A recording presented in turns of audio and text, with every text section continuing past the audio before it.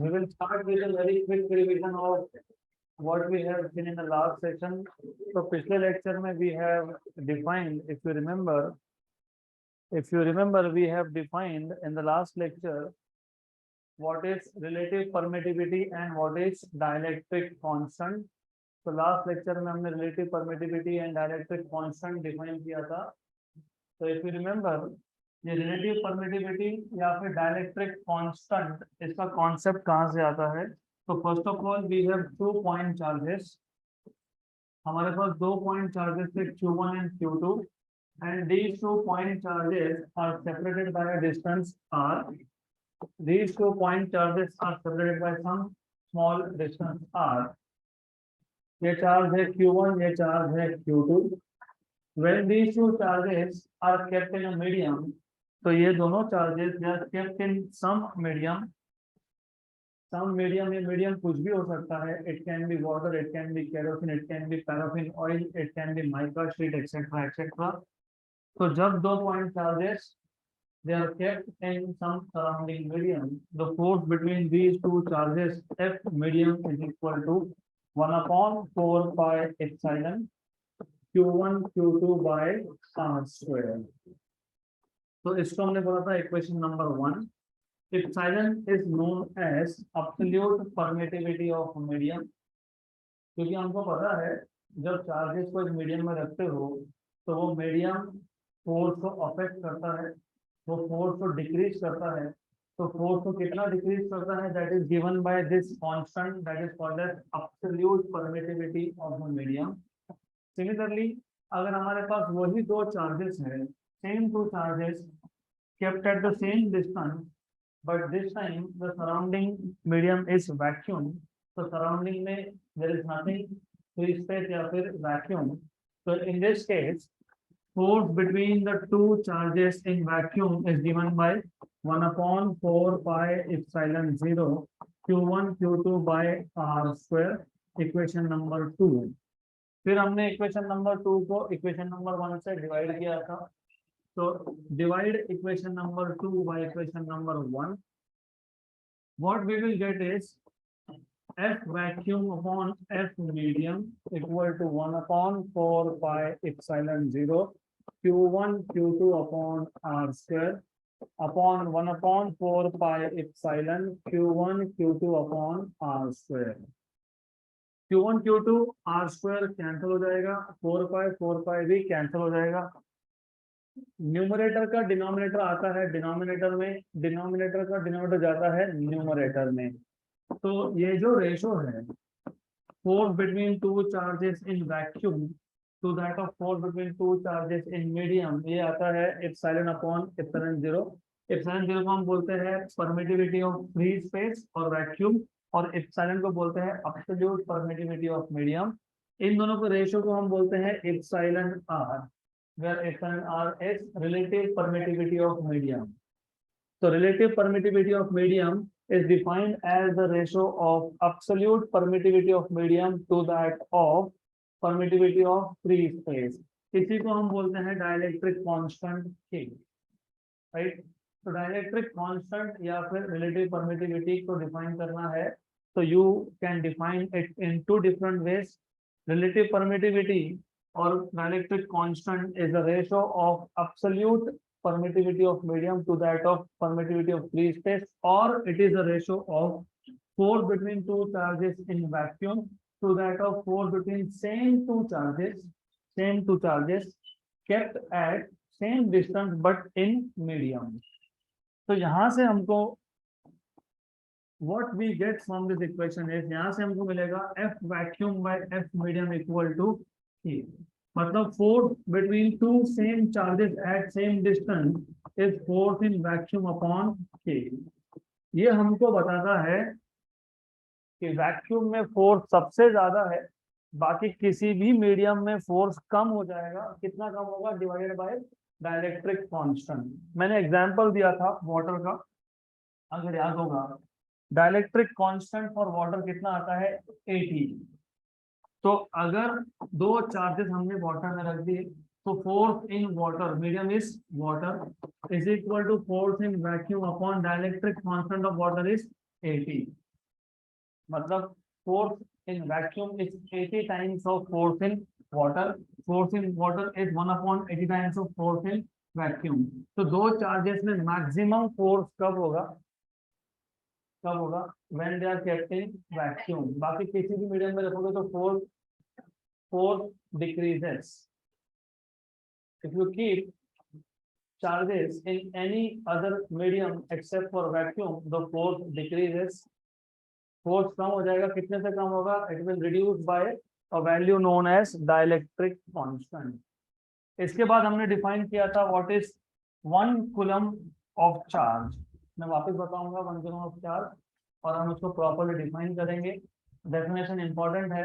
1 coulomb of charge मतलब exactly कितना charge.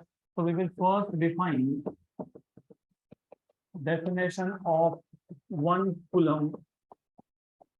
अब अगर आपको याद होगा ऐसा unit of charges is coulomb and serious unit is ESU.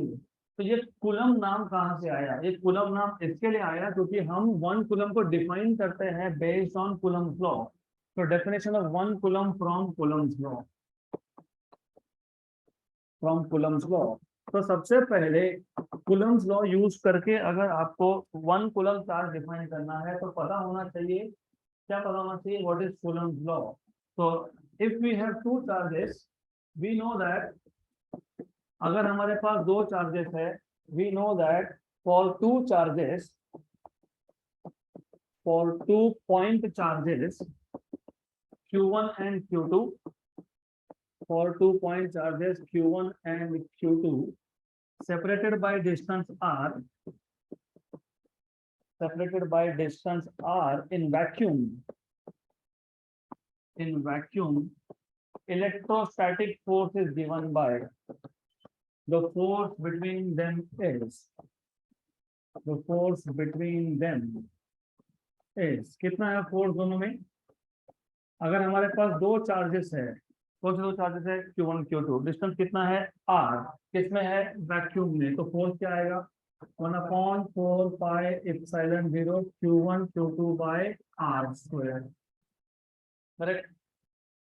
1 coulomb charge define करने के लिए हमने पहले Q1 Q2 की वैल्यू 1 कूलम ले ली थी. If you remember, let Q1 Q2 equal to 1 coulomb और दोनों में डिस्टेंस कितना अज्यूम किया था? 1 मीटर. तो let Q1 Q2 equal to 1 coulomb and R equal to 1 metre. तो इफ आई सब्स्टिट्यूट वैल्यूज तो force will be 1/4 pi epsilon 0. Q1 की वैल्यू 1, Q2 की value 1, distance 1, 1 into 1/1 is 1.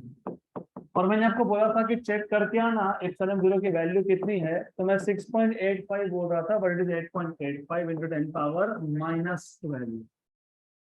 Epsilon 0 की value ये constant है. It is permittivity of free space और vacuum. It is 8.85 into 10 raised to -12. 10 raised to -12 ऊपर shift कर दो, पूरा सॉल्व कर लो. पूरा सॉल्व करने के बाद मिलेगा 9 into 10 raised to 9 न्यूटन. तो यहाँ से 2 चीज समझ में आए. अगर दोनों चार्जेस 1 कूलम है, डिस्टेंस 1 मीटर है, तो फोर्स है 9 into 10 raised to 9. दूसरा 1/4 pi epsilon 0 की वैल्यू कितनी है? 9 into 10 raised to 9. तो जब हम न्यूमेरिकल सॉल्व करेंगे तो 1/4 pi epsilon 0 आया तो वैल्यू क्या आएगी? 9 into 10 raised to 9. और एक चीज 1/4 pi epsilon 0 के डायमेंशंस, ये नीट में एक बार क्वेश्चन आया था. obtain the units या फिर obtain the dimensions of 1/4 pi epsilon 0. कैसे करोगे? फोर्स क्या है? 1/4 pi epsilon 0 Q1 Q2 by r square. तो मैं r square को शिफ्ट कर देता हूँ. FR square upon Q1 into Q2 equal to 1/4 pi epsilon 0. Force is measured in Newton, distance in meter. तो Newton meter square, charge into charge, coulomb square. तो Newton metre square per coulomb square है. ये क्या है? ऐसा unit है. किसका ऐसा यूनिट है? ये 1/4 pi epsilon 0 का. तो व्हाट इज ऐसा unit of 1/4 pi epsilon 0? Newton metre square per coulomb square. Newton metre square per coulomb square. अब डायमेंशन फाइंड करने होंगे. अगर if you want to find out dimension, मैं वापस आऊंगा इसके डेफिनेशन पे, बट ये भी इंपॉर्टेंट है तो यू शुड नो फोर्स के dimensions. m1 l1 t minus 2 r मतलब distance, distance raise to 2, l raise to 2, charge into charge is charge square, लेकिन चार्ज फंडामेंटल क्वांटिटी नहीं है। कौन है fundamental? Current, electric current. How to define electric current? Charge upon time. तो charge क्या आ गया? Current into time. करंट के लिए क्या यूज करते हो? एम्पियर का ए, एम्पियर का ए। लेकिन ये क्या है? चार्ज इनटू चार्ज, मतलब चार्ज का क्या है? स्क्वायर। चार्ज का स्क्वायर मतलब current square into time square. Current मतलब ए स्क्वायर और टी स्क्वायर। ये ऊपर शिफ्ट कर दोगे, m1 l1 और l2 l3 t -2, और ये ऊपर जाके -2 -4 और a -2 m1 l3 t -4 a -2। ये है डायमेंशन। किसके डायमेंशन? किसके डायमेंशन? 1/4 pi epsilon 0। यहाँ तक क्लियर? अब going back to the definition of 1 coulomb charge, हमारे पास दो चार्ज से, दोनों का मैग्नीट्यूड है 1 कूलम, दोनों में डिस्टेंस है 1 मीटर, दोनों में डिस्टेंस है 1 मीटर, चार्ज है 1 कूलम, तो फोर्स कितना आया? 9 × 10⁹ तो डिफाइन कैसे करेंगे? डिफाइन करने के लिए 1 coulomb is that charge which when kept, कितना डिस्टेंस था? 1 metre, which when kept at a distance of 1 metre, किससे? From another charge. Another charge का मैग्नीट्यूड भी क्या था? सेम था, राइट? तो which when kept at a distance of 1 metre from another charge of same magnitude. Epsilon 0 लिखना मतलब surrounding space क्या है? Vacuum, right? तो वो भी मेंशन करना पड़ेगा। 1 coulomb is that charge which when kept, कहाँ रखा है? 1 मीटर में, which when kept at a distance of 1 meter from another charge of same magnitude in vacuum experiences a force of 9 × 10⁹ Newton. तो बहुत सिंपल डेफिनेशन है इसका। 1 coulomb is that charge, is that amount of charge which when kept, at a distance of 1 meter from another charge, और वो another charge का magnitude कितना था?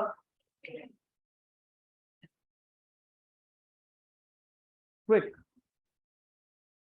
चलो फास्ट आ गया क्या? बैठो। From another charge of same magnitude, दोनों के दोनों चार्जेस कहाँ थे? In vacuum. How much force they are experiencing? experiences a force of 9 × 10⁹ Newton. Done. So this is the definition of 1 coulomb of charge. Now, हमने अभी तक force के लिए कूलम्ब लॉ यूज किया, लेकिन ये टॉपिक जब स्टार्ट किया था तब मैंने आपको बताया था force is a vector quantity. Vector के मैग्नीट्यूड भी होता है, उसका डायरेक्शन भी होता है। अभी तक हमने सिर्फ स्केलर फॉर्म की बात की, क्योंकि पूरे के पूरे थ्रू आउट कहीं पे भी हमने फोर्स के ऊपर वेक्टर ड्रॉ नहीं किया। इसका मतलब हम सिर्फ फोर्स के मैग्नीट्यूड की ही बात कर रहे थे। We are yet to find out direction. तो कूलम्ब लॉ के दो फॉर्म है, एक है स्केलर फॉर्म, एक है वेक्टर फॉर्म। तो now we will start with vector form, vector form of coulomb law. और जिनको सीईटी जेईई नीट प्रिपेयर करना है उनके लिए ये फॉर्म समझना बहुत इंपॉर्टेंट है, क्योंकि देयर आर क्वेश्चन जो 15-15 स्टेप में सॉल्व होते हैं, एंड देयर आर क्वेश्चन जो 15 स्टेप की जगह पे ओरली सॉल्व होते हैं। इफ अगर आपको वेक्टर फॉर्म अच्छे से समझा है तो वेक्टर फॉर्म मतलब क्या? फोर्स ही है, सिर्फ एडिशनली क्या है? डायरेक्शन। तो लेट अस से हमारे पास दो चार्जेस है Q1 एंड Q2, वही दो चार्जेस है Q1 एंड Q2। अब सिर्फ इसमें हम एक्स्ट्रा डायरेक्शन दिखाएंगे। The distance between these two is again r, distance अभी भी r है, पहला चार्ज है पॉजिटिव Q1, दूसरा चार्ज है पॉजिटिव Q2। अब याद रखो चार्जेस नेगेटिव भी होते हैं, तो ये दो चार्जेस में हम दोनों को पॉजिटिव ही क्यों ले रहे हैं, क्योंकि जब भी बेसिक डेफिनेशन बनाओगे, बेसिक डेफिनेशन, चाहे वो फोर्स हो, चाहे वो इलेक्ट्रिक फील्ड हो, चाहे वो इलेक्ट्रिक पोटेंशियल हो, जब हम स्टार्टिंग में बेसिक डेफिनेशन बनाते हैं तो हम बाय डिफॉल्ट सारे चार्जेस को पॉजिटिव लेते हैं, और बाद में फिर हम डिपेंडिंग ऑन द रिक्वायरमेंट एक पॉजिटिव एक नेगेटिव, दोनों नेगेटिव वो बाद में देखेंगे। फॉर द टाइम बिंग पहले स्टार्टिंग में दोनों के दोनों क्या होंगे, पॉजिटिव। और हमको पता है दोनों पॉजिटिव चार्ज में फोर्स कितना, मतलब रिपल्सिव, राइट? तो both of them will repel each other with a force which is proportional to Q1 Q2 upon R square।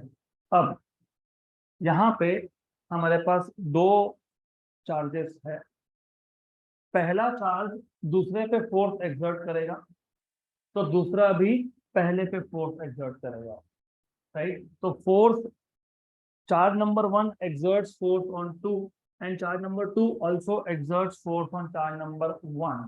तो ये एक्शन रिएक्शन पेयर है, Newton third law of motion. तो every action there is equal but opposite reaction.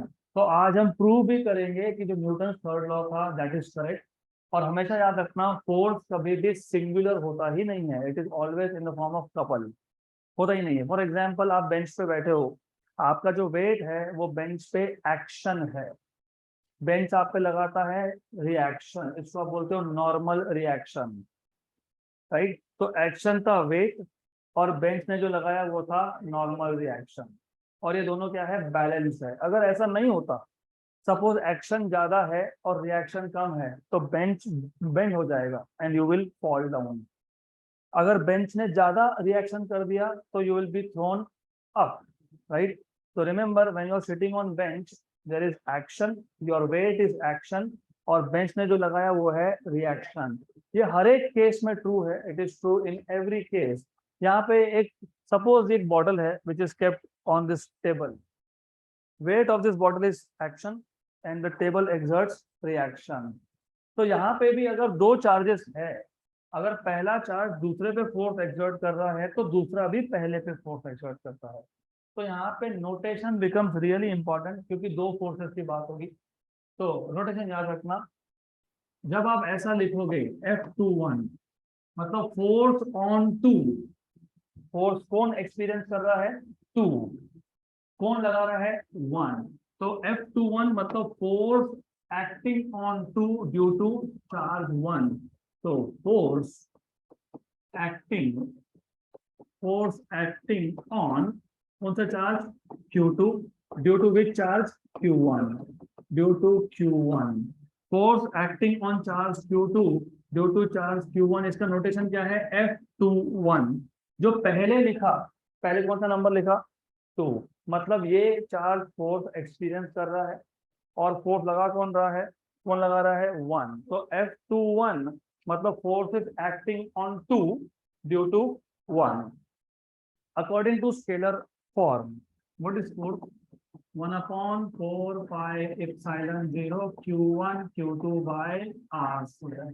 Actually आना चाहिए था multiplied by dielectric constant, हमने नहीं लिखा, मतलब हम अज्यूम कर रहे हैं कि सराउंडिंग स्पेस कौन है, वैक्यूम, करेक्ट, राइट? तो फोर्स का फॉर्मूला तो सेम रहेगा, सिर्फ डायरेक्शन ऐड करना पड़ेगा। फोर्स किस पे लग रहा है, मैं बार बार पूछ रहा हूँ because there is a reason behind it. Force किस पे लग रहा है, 2 पे, कौन एक्सर्ट कर रहा है, राइट?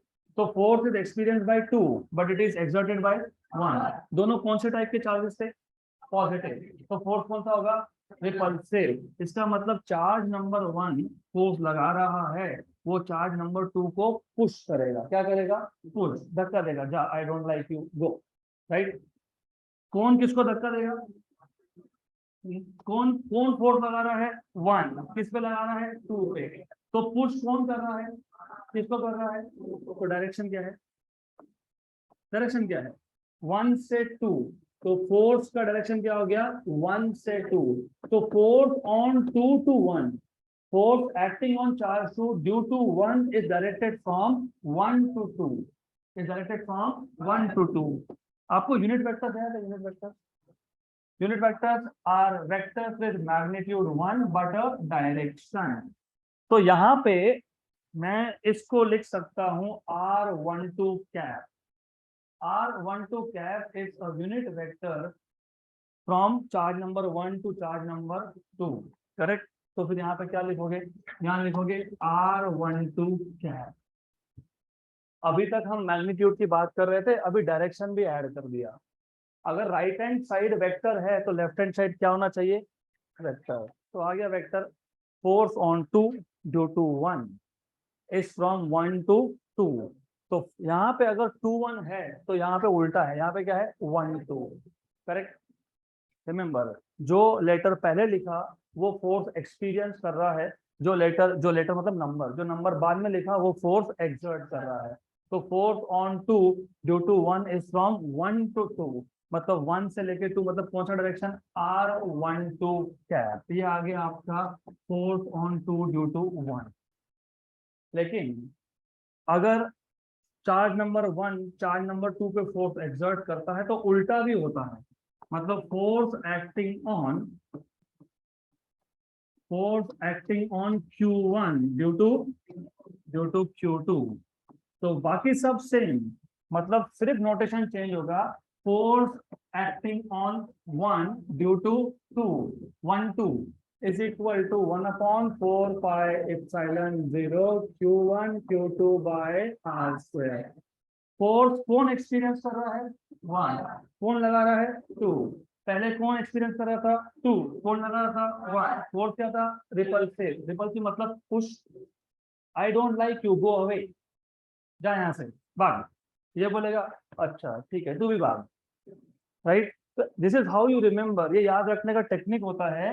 अगर पहला चार्ज दूसरे को पुश कर रहा है तो दूसरा भी पहले को पुश करेगा। इसका मतलब ये आ गया force on 1 due to 2, direction हो जाएगा उल्टा, R21 कैप। मैंने बोला था उल्टा, यहाँ पे 1 2 तो यहाँ पे 2 1। ये कैप मतलब वेक्टर, तो यहाँ पे भी बना दो vector. Clear, right. Equation number 2। Then as you can see, R12 cap and R21 cap दोनों का मैग्नीट्यूड है 1, क्योंकि कैप का मतलब ही होता है मैग्नीट्यूड 1, लेकिन डायरेक्शन क्या है, अपोजिट। तो अपोजिट वेक्टर्स को कैसे लिखते हो, कैसे लिखते हो, R12 cap equal to minus R21 cap, right, with a negative sign, तो माइनस साइन के साथ। अब एक काम करेंगे, what we will do is, ये जो इक्वेशन नंबर 1 है इसमें R12 कैप की जगह पे लिख देंगे माइनस R21 कैप।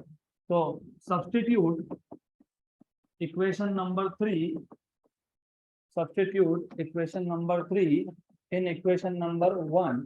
इक्वेशन 1 क्या था, क्या था, F21 1/4 pi epsilon 0 Q1 Q2 by R²। R12 cap, लेकिन R12 कैप क्या है, माइनस R21 कैप। अब ये जो इक्वेशन आया इसका नेगेटिव साइन मैं बाहर रख देता हूं, तो क्या मिलेगा, F21 bar equal to minus, minus को बाहर रख दिया, 1/4 pi epsilon 0 Q1 Q2 upon R², R21 cap. लेकिन 1/4 pi epsilon 0 Q1 Q2 by R², R21 cap, ये कौन है, F12। कौन है वो, तो माइनस F12, राइट। हो गया Newton third law prove, to every action there is equal but opposite reaction. Action था फोर्स ऑन 2 ड्यू टू 1, पहले चार्ज ने दूसरे चार्ज को धक्का दिया, तो सेकेंड चार्ज ने भी पहले चार्ज को धक्का दिया, इसलिए क्या आया, माइनस साइन। F21 मतलब force on 2 due to 1, F12 मतलब force on 1 due to 2। Negative sign मतलब they are opposite to each other, और इक्वल मतलब they are equal in magnitude. To every action there is equal but opposite reaction. तो hence proved कि Newton's third law is true. यहाँ तक clear, right. अब ये equation या फिर ये कॉन्सेप्ट डायरेक्शन का, why it is so important. अगर आप सीईटी जेई नीट एग्जाम देने वाले हो तो as I told you 15 step या 10 स्टेप 12 स्टेप अगेंस्ट 0 स्टेप कैसे सॉल्व करते हैं। सपोज ऐसा क्वेश्चन आता है, बहुत बार आया है, we have a square, there are 4 equal charges on each corner of a square. हमारे पास स्क्वायर है, स्क्वायर के 4 कॉर्नर है, चारों पे सेम चार्ज है, तो यू हैव 4 इक्वल चार्जेस। तो ये आ गया पहला corner, corner 1, corner 2, corner number 3 and corner number 4, right. सिर्फ सेंटर पे एक चार्ज है जो सेम नहीं है, सेम हो भी सकता है, नहीं भी हो सकता है, डजंट मैटर, हो सकता है सेम है, हो सकता है नहीं है। तो सबसे पहले you should know centre of a square मतलब क्या। Centre of a square is a point where diagonals intersect. तो ये एक डायगोनल, ये आ गया आपका दूसरा डायगोनल, तो सेंटर मतलब दो डायगोनल्स का पॉइंट ऑफ इंटरसेक्शन, राइट। ये है फर्स्ट वर्टेक्स, ये है सेकंड वर्टेक्स, ये है थर्ड वर्टेक्स, ये है फोर्थ वर्टेक्स, ये है सेंटर। सेंटर को मैं डिनोट कर रहा हूँ 0 से, 0 या O। अब यहाँ पे टोटल फोर्स फाइंड करना है किस पे, सेंटर पे, क्योंकि 5 चार्जेस है, पांचों चार्जेस पे फोर्स लगेगा, हमको फाइंड किस पे करना है, सेंटर पे। सेंटर पे कौन कौन से चार्ज फोर्स लगा रहे हैं, 1 2 3 एंड 4, करेक्ट, राइट। तो 4 फोर्स आएंगे, force on 0 due to 1, force on 0 due to 2, force on 0 due to 3, force on 0 due to 4। ये भी पॉजिटिव, ये भी पॉजिटिव, तो क्या होगा, रिपल्शन होगा। फोर्स ऑन 0, कौन फोर्स एक्सपीरियंस कर रहा है, 0, कौन लगा रहा है, 1, डायरेक्शन क्या है। फोर्स ऑन 2 ड्यू टू 1, आपने बोला direction 1 to 2, force on 2 due to 1 is 1 to 2, तो force on 0 due to 1 is 1 to 0, push, push करेगा ना, राइट, रिपल्सिव फोर्स। तो ये आ गया डायरेक्शन। सेंटर से वर्टेक्स तक अगर ये साइड ए है तो ये कितना होता है पता है, पता है कितना है, ये ए तो पूरा डायगोनल कितना, √2a, कितना, √2a, Pythagoras theorem, a square plus a square 2a square का रूट, √2a, √2a, √2a का हाफ, तो a/√2। तो ये डिस्टेंस a/√2, ये डिस्टेंस भी a/√2, ये डिस्टेंस भी a/√2, ये डिस्टेंस भी a/√2, करेक्ट। फोर्स किस पे डिपेंड करता है, प्रोडक्ट ऑफ चार्जेस पे, और किस पे डिपेंड करता है, डिस्टेंस पे। डिस्टेंस तो आ गया सेम। सपोज ये चार्ज क्यू है, ये चार्ज भी क्यू है, ये चार्ज भी क्यू है, ये चार्ज भी क्यू है, सेंटर पे चार्ज कुछ भी हो, Q 2 Q 3 Q 4 Q 10 Q 1000 Q something Q, तो एल से लेटर से कैपिटल क्यू, करेक्ट। अब सेंटर पे 1 का force, it is directed away, charge कितना है, कैपिटल क्यू और स्मॉल क्यू, डिस्टेंस कितना है, a/√2। Similarly force on O due to 3, ये भी क्या आएगा, Q1 Q2, Q1 कितना है, Q, Q2 कितना है, स्मॉल Q, डिस्टेंस कितना है, a/√2, लेकिन डायरेक्शन क्या होगा, क्या होगा, अपोजिट। 1 इसको पुश करेगा, तू जा, तो 3 बोलेगा मेरे पास मत आ, तू भी जा, राइट। तो it is the most unwanted charge, दोनों उसको धक्का दे रहे हैं और इक्वल अमाउंट में दे रहे हैं, तो फोर्स का क्या होगा, एक साइड से धक्का दिया, दूसरे साइड से भी उतने ही जोर से धक्का दिया, कैंसलेशन, तो फोर्स हो गए कैंसल। तो पहले और तीसरे ने एक दूसरे को कर दिया कैंसल, पहले ने और तीसरे ने कर दिया कैंसल। सिमिलरली सेकेंड और फोर्थ का भी वही हाल है, सेम, एग्जैक्टली सेम। फोर्स ये भी पॉजिटिव, ये भी पॉजिटिव, तो क्या होगा, रिपल्सिव मतलब अवे, तो this is the direction. And जो फोर्स लगाएगा किस पे, सेंटर पे, वो भी क्या होगा, अवे, तो वो भी क्या होगा, कैंसल। तो what is the total force at the centre, 0, कितना, 0। सेंटर पे कितना भी चार्ज हो, 10 क्यू हो, 100 क्यू हो, अगर चारों कॉर्नर्स पे सेम अमाउंट ऑफ चार्ज है तो total force at the centre is 0। अब थोड़ा सा चेंज करता हूं, मान लो इसको बोल दिया -q, इसको भी बोल दिया -q, तो डायगोनली अपोजिट नेगेटिव है, ध्यान यहाँ पे,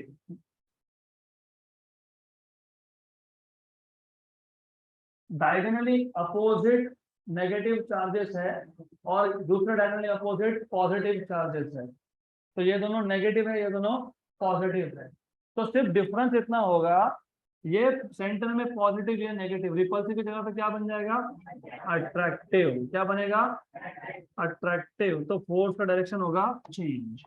तो अब charge at 3 will attract, attract मतलब पुल करना, खुद की तरफ खींचना, तो it will be pulling. Similarly ये नेगेटिव और सेंटर पॉजिटिव, तो ये भी क्या करेगा, अट्रैक्ट करेगा, मतलब ये भी क्या करेगा, पुल करेगा। तो वापस से क्या हो गया, कैंसल। तो ये दोनों कैंसल, ये दोनों कैंसल, वापस कितना, 0। करेक्ट, क्लियर यहाँ तक। तो कोई फोर्स फाइंड करने की जरूरत ही नहीं थी, चारों वर्टेक्स पे सेम चार्जेस थे, सेंटर पे कुछ भी हो, फोर्स इज 0। अब ये जो पूरा हमने प्रोसेस किया, इसको बोलते हैं सुपरपोजिशन प्रिंसिपल ऑफ फोर्सेस, जो है अगला टॉपिक। तो इसका मतलब क्या, सुपरपोजिशन प्रिंसिपल मतलब जब हमारे पास दो से ज्यादा चार्जेस हो, क्योंकि अभी तक हमने जो फोर्स का इक्वेशन डिराइव किया है, चाहे वो स्केलर फॉर्म है या फिर वो वेक्टर फॉर्म है, it is only for two charges, तो फोर्स बिटवीन टू चार्जेस। लेकिन नॉर्मली यू में ऑल्सो हैव, आपके पास दो से ज्यादा चार्जेस भी हो सकते हैं, यू में हैव 4, 5, 6, 10, 100 चार्जेस, और हमको फाइंड करना है what is the total force on a given charge. Suppose situation is something like this, what you have is, हमारे पास यहाँ पे n number of point charges है, we have n number of point charges. तो पहला charge है, let us say this is q1, this is q2, this is q3, this is q4, ऐसे बहुत सारे चार्जेस है qn। तो we have n point charges और हमको फाइंड करना है what is the net force acting on any one of this charge. सब में से कोई भी एक चार्ज, जैसे पिछले केस में हमने कहाँ फाइंड किया था, सेंटर के चार्ज पे, यहाँ पे हम फाइंड कर लेंगे पहले चार्ज पे q1। तो हमको क्या करना है, हमको फाइंड करना है, क्या फाइंड करना है, what is the net force acting on first charge acting on q1। Correct, that's clear. I am saying this for the last time. ध्यान मुझे यहाँ पे चाहिए, यस यस, ध्यान यहाँ चाहिए, नहीं जमता होगा तो you can leave, this is very clear. जिनको पढ़ना है वो रुको, ध्यान देना है तो रुको, अदरवाइज आई डोंट नीड। अब क्या ध्यान दो, हमारे पास n नंबर ऑफ चार्जेस है, हमको फाइंड करना है total force on first charge. तो total force on first charge find करने के लिए एक प्रोसेस है, उस प्रोसेस को बोलते हैं principle of superposition. Superposition principle या फिर principle of superposition of forces. Superposition मतलब एक फाइंड करना, फिर दूसरा फाइंड करना, फिर तीसरा फाइंड करना और सबको ऐड करना। तो principle of superposition of forces मतलब ये, अगर मुझे फर्स्ट चार्ज पे टोटल फोर्स फाइंड करना है तो पहले ये चेक करो कि टोटल कितने चार्जेस है, कितने हैं, n। तो पहले चार्ज पे चार्ज नंबर 2 क्या एक्सर्ट करेगा, फोर्स। तो force acting on 1 due to 2, what is the direction, 2 to 1। तो फोर्स एक्टिंग ऑन 1, इसलिए 1 पहले लिखा, कौन लगा रहा है, 2।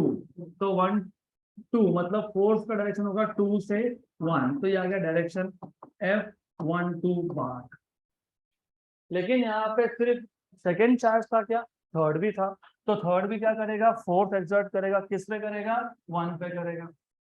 ओके, तो ये आ जाएगा force acting on 1 due to 3। अब चौथा चार्ज भी फोर्स एक्सर्ट करेगा, तो force acting on 1 due to 4, force acting on 1 due to 4, force acting on 1 due to 4। पांचवा होगा वो भी एक्सर्ट करेगा, एक्सेट्रा एक्सेट्रा। तो हमको फाइंड करना था टोटल चार्ज, टोटल मतलब नेट चार्ज। तो टोटल फोर्स हमें फाइंड करना है, total force, net force, what is net force, F1। किस पे फोर्स एक्सर्ट हो रहा है, फर्स्ट पे। कौन कौन लगा रहा है, force on 1 due to 2, plus force on 1 due to 3, plus force on 1 due to 4, plus force on 1 due to n. Right? So this statement is called as principle of superposition of forces. ये mathematical statement है. इसको अगर theoretical लिखना है तो क्या बोलोगे? When number of charges are interacting, interaction मतलब they are exerting force on each other. हमारे यहाँ पे interaction मतलब बात करना, human language में बात करना, बात करते हैं ना. I am talking, I am saying, I am interacting with you. Charges में इंटरैक्शन मतलब फोर्सेस एक्सर्ट करना. तो when n number of charges are interacting, the force on any given charge, any मतलब 1 2 3 4 वो हम डिसाइड करेंगे, किसी पे भी फाइंड कर सकते हो, 1 पे भी फाइंड कर सकते हो, 2 पे भी फाइंड कर सकते हो. राइट? तो net force, total force on any specific charge is equal to कितना है? इज इक्वल टू क्या है? सम है. क्या है? सम है. लेकिन ये नॉर्मल सम है क्या? नहीं, ये क्या है? वेक्टर सम, क्योंकि ये वेक्टर्स है. तो is equal to vector sum of किसका वेक्टर सम है? फोर्सेस का. कौन से फोर्सेस का? सारे के सारे फोर्सेस का. सारे के सारे मतलब force on 1 due to 2, force on 1 due to 3, force on 1 due to 4 etcetera. तो इसको लिखेंगे कैसे? इसको स्टेटमेंट में कैसे लिखेंगे? तो स्टेटमेंट लिखना is very simple. when number of charges are interacting, when number of charges are interacting, interaction matlab they are exerting force on each other. So when number of charges are interacting, the total force on any given charge is equal to what?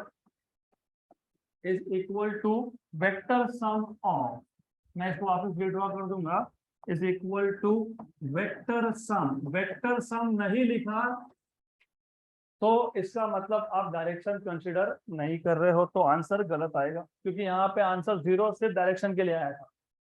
अगर direction नहीं लेते तो फिर क्या आता? 1/4 pi epsilon 0 capital Q small Q upon distance का square 4 बार, एक बार यहाँ से, दूसरा यहाँ से, तीसरा यहाँ से और चौथा यहाँ से. तो आंसर 0 की जगह पे क्या आता? 4 टाइम्स. तो दैट इज वाई ये वर्ड इंपॉर्टेंट है. वेक्टर सम मतलब हम डायरेक्शन भी कंसिडर करेंगे. तो when number of charges are interacting, the total force on any given charge is equal to vector sum of all the forces due to other charges. So therefore ये जो statement लिखा है, this is the first charge. We are calculating total force on first charge. Force on first charge due to second plus force on first charge due to third plus force on first charge due to fourth. जितने charge होंगे उतने. यहाँ तक clear? Right? तो statement थोड़ा यहाँ वहां पे हो सकता है, एक दो वर्ड कहीं पे इंडिविजुअल वर्ड भी लिखते हैं. नोट में मैंने वो इंडिविजुअल वर्ड लिखा है, मतलब एक ही है. Total force is equal to vector sum of all the individual forces on that given charge. Individual मतलब क्या? पहले फोर्स ऑन 1 ड्यू टू 2 निकालो, साइड में रख दो, फिर 1 ड्यू टू 3 निकालो, साइड में रख दो. अब साइड में रखने का मतलब क्या होता है यहाँ पे फिजिक्स में? जब पहले चार्ज पे दूसरा चार्ज फोर्स लगा रहा था क्या?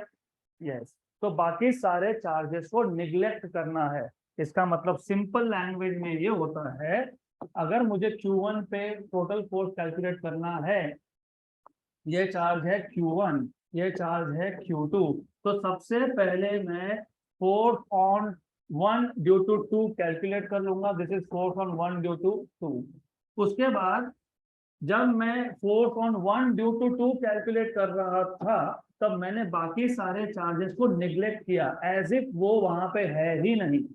फिर हमने क्या किया? फिर हमने कैलकुलेट किया फोर्स ऑन 1 ड्यू टू 3. जब मैं force on 1 due to 3 calculate कर रहा था, तब मैंने बाकी सारे चार्जेस को निग्लेक्ट किया. देन जब हम force on 1 due to 4 calculate करेंगे, तो हम बाकी सारे चार्जेस को निग्लेक्ट करेंगे. तो that is what it means by individual. तो सिर्फ नोट्स में मैंने इतना ही चेंज किया है. It is the vector sum of all the individual forces acting on that charge, right, correct. तो इंडिविजुअल मतलब एक एक करके आप फाइंड करो, राइट। सेकेंड चार्ज जब फोर्स लगा था तो 3 4 5 6 7 8 9 10 को भूल जाओ। जब थर्ड लगा रहा था तो 2 4 5 6 को भूल जाओ। जब फिफ्थ चार्ज फोर्स एक्सर्ट करेगा तो 2 3 6 7 8 जस्ट निग्लेक्ट। एक एक करके कैलकुलेट करना है और ऐड करना है। यहाँ तक क्लियर? यस। हमारे पास टोटल चार्ज कितने थे? n थे। कितने थे? n। अब इस सिस्टम को एक्सप्लेन कैसे करोगे? Very simple. To explain this system हमारे पास n चार्ज है, तो consider, well by the way, और एक चीज भी याद रखना, आगे आएगा ही, 12th में बहुत लगेगा। जब ऐसा हो, एक जगह पे चार्ज है, फिर कुछ नहीं है, फिर दूसरा चार्ज है, फिर एम्प्टी स्पेस है, फिर तीसरा चार्ज है, फिर एम्प्टी स्पेस है, फिर चौथा चार्ज है, फिर एम्प्टी स्पेस है, फिर पांचवा चार्ज है, इसको हम बोलते हैं डिस्क्रीट कॉन्फ़िगरेशन। क्या बोलते हैं इसको? मतलब जब दो चार्जेस के बीच में एम्प्टी स्पेस हो उसको बोलते हैं डिस्क्रीट, करेक्ट। और किसका कॉन्फ़िगरेशन? चार्ज का कॉन्फ़िगरेशन। तो क्या बोलेंगे? Discrete charge configuration. एग्जाम्पल, यहाँ पे बीच में कुछ बेंचेस थोड़े खाली है, मतलब एक स्टूडेंट और दूसरे स्टूडेंट के बीच में देयर इज सम स्पेस, तो ये हो गया डिस्क्रीट कॉन्फ़िगरेशन। लेकिन चार्ज है क्या उनके ऊपर? क्या है? मास है, तो वो हो गया डिस्क्रीट मास कॉन्फ़िगरेशन। बाकी जगह पे if you see, for example यहाँ पे it is very pack. Pack मतलब दो मासेस के बीच में देयर इज नो स्पेस, इसको हम लोग बोलते हैं कंटिन्यूअस मास कॉन्फ़िगरेशन। क्या बोलते हैं? कंटिन्यूअस। तो जब भी दो चार्जेस के बीच में एम्प्टी स्पेस हो तो डिस्क्रीट चार्ज कॉन्फ़िगरेशन। दो मासेस के बीच में एम्प्टी स्पेस हो तो डिस्क्रीट मास कॉन्फ़िगरेशन। अगर चार्जेस के बीच में स्पेस ही नहीं है, they are continuously distributed something like this, इसको क्या बोलते हैं? Continuous charge distribution. और अगर मासेस में स्पेस नहीं तो कंटिन्यूअस मास डिस्ट्रीब्यूशन। अब ऐसा क्यों बोला हमने? तो हमारे पास जो n चार्जेस थे वो डिस्क्रीट कॉन्फ़िगरेशन में है या कंटिन्यूअस में? डिस्क्रीट। तो consider charges, n charges, n point charges. Consider n point charges. कौन से चार्जेस थे ये? Q1 Q2 Q3 Q4 Q5 Qn, right? Consider n point charges in discrete configuration. In discrete configuration हमको find करना है total force. किस पे find करना है? पहले चार्ज पे।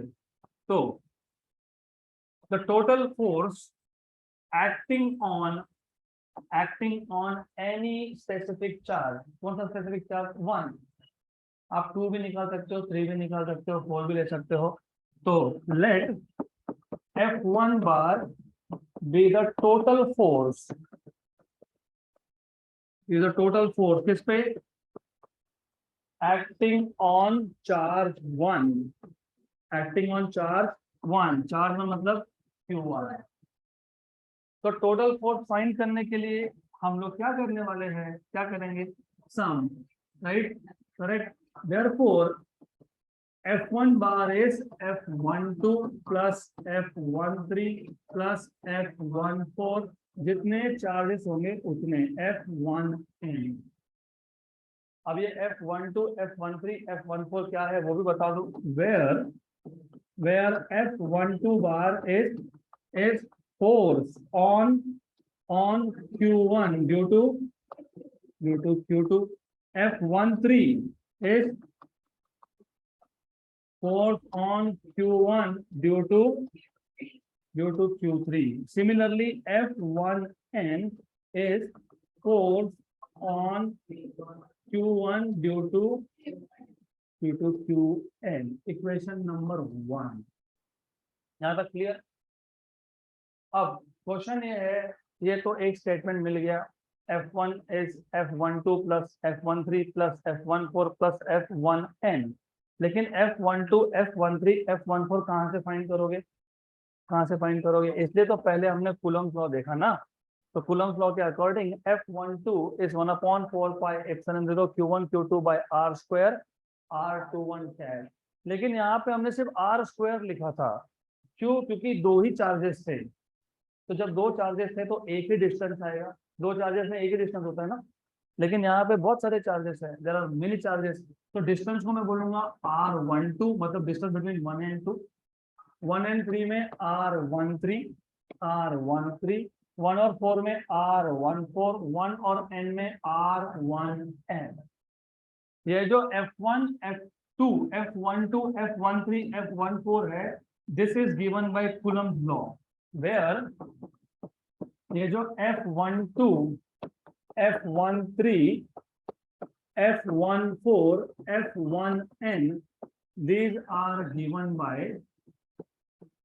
given by which law? Given by Coulomb's law. Therefore, according to Coulomb's law, what is F12? 1 upon 4 pi epsilon 0 Q1 Q2 by R12। अभी 12 लिखना पड़ेगा क्योंकि दो से ज्यादा चार्जेस है, R12 स्क्वायर। यहाँ 12 तो यहाँ पे क्या है 21, करेक्ट। Therefore also F13 ये आएगा 1 upon 4 pi epsilon 0 Q1 Q3 upon R13 square. यहाँ 13 तो यहाँ पे 31। Similarly, F1n is 1 upon 4 pi epsilon 0 Q1 Qn upon R1n square Rn1 cap, right? ये सारे के सारे वैल्यूज सब्स्टिट्यूट करोगे इक्वेशन नंबर 1 में। Therefore, substituting this in which equation? In equation number 1. Equation number 1 क्या था? F1 bar equal to F12. What is F12? 1 upon 4 pi epsilon 0 Q1 Q2 upon R12 square R21 cap plus F13 1 upon 4 pi epsilon 0 Q1 Q3 upon R13 square R31 cap। अब सीधा करेंगे n के लिए 1 upon 4 pi epsilon 0 Q1 Qn upon 1n square Rn1 cap। सब में कौन common? तो 1 upon 4 pi epsilon 0 outside. आप चाहो तो Q1 को भी आउटसाइड ले सकते हो क्योंकि सब में Q1 कॉमन है।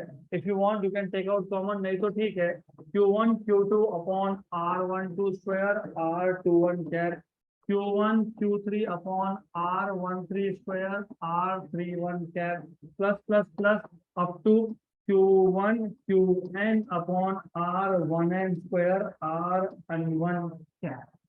ये आ गया total force acting on first charge Q1 due to all other charges। अब just for one simple example, suppose हमको पहले चार्ज पे टोटल फोर्स नहीं फाइंड करना, हमको फाइंड करना है what is the total force on 2।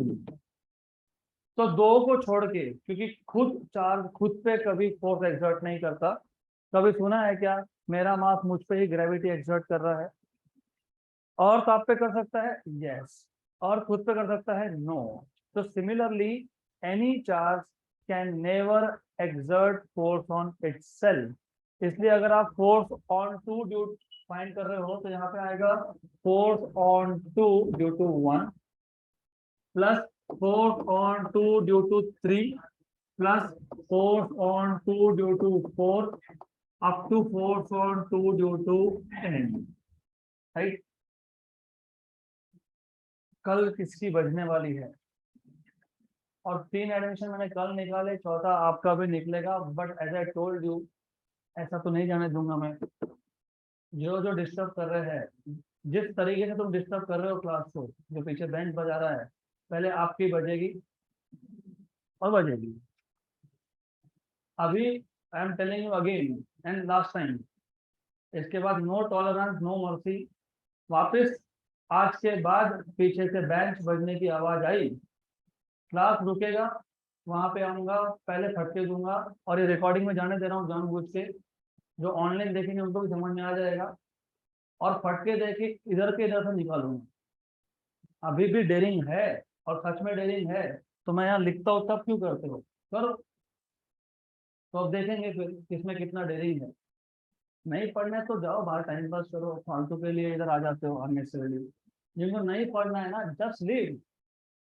Time pass नहीं चल रहा है, बाकी लोगों का करियर मत खराब करो। Kind of stupid. ध्यान दो। 4/2 क्या होता है? 1/4 पाई Q2 Q1 upon R21 square. अगर ये 2 1 तो ये 1 2 प्लस 1/4 पाई ये 2 3 तो यहाँ पे Q2 Q3 R23 स्क्वायर। ये 2 3 तो वो 3 2 कैप एंड सो ऑन। सिर्फ यहाँ पे अब चेंज क्या हुआ, पहले 4 था 1 पे, तो 1 due to 2 1 due to 3 1 due to 4, यहाँ पे क्या आ गया 4/2 due to 1 2 due to 3 2 due to 4 etcetera etcetera यहाँ तक। अगर 4/3 फाइंड करना होगा तो F31 plus F32 plus F34 F35 F36 F33 मत लिखना, F22 मत लिखना, F11 भी नहीं आएगा। So that's it for today.